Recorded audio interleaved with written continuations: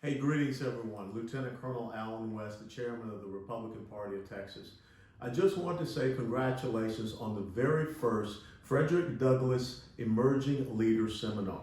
Congratulations to you, Mayor Anthony Williams of Abilene, Texas, and also to my dear friend Chaplain Rich Stoglin, United States Marine Corps retired chaplain. I can't be with you all today, but I thought I'd share some thoughts, perspectives, and insights about leadership that I've learned over my few years being in the United States military and also being a member of Congress and being here as the chairman of the Republican Party of Texas. So often people say, are leaders born or do leaders emerge? Well, I want to share with you is the story of my favorite American military leader, and that's Joshua Lawrence Chamberlain.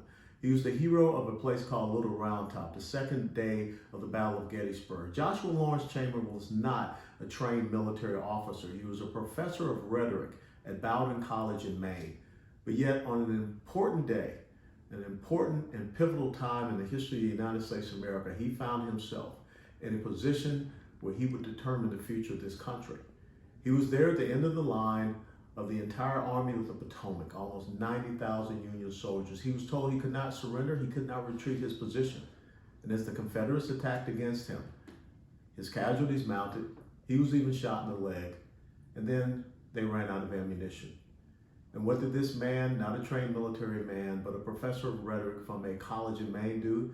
He ordered a bayonet charge. He is still one of the great stories of leadership that we study in the United States military to today. And so leaders often are ordinary people that step up and do extraordinary things in extraordinary times.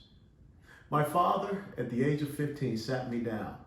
My dad was a corporal in the United States Army in World War II. My older brother was a lance corporal in the United States Marine Corps in Vietnam. But my dad challenged me to be the first officer in our family.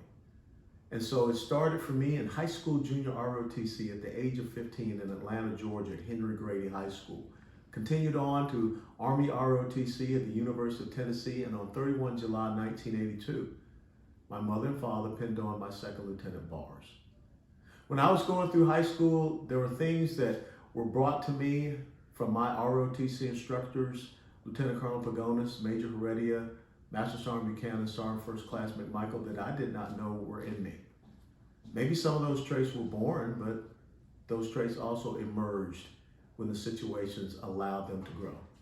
And that's why you're here today, to learn more about how you can be an emerging leader for God, for country, and for Texas. The 5 aspects of leadership that the military and my life has taught me are what I call the 5 C's. The very first C is courage. Thomas Jefferson once said, in matters of style, swim with the current. In matters of substance, stand like a rock. You have to be able to stand on principle.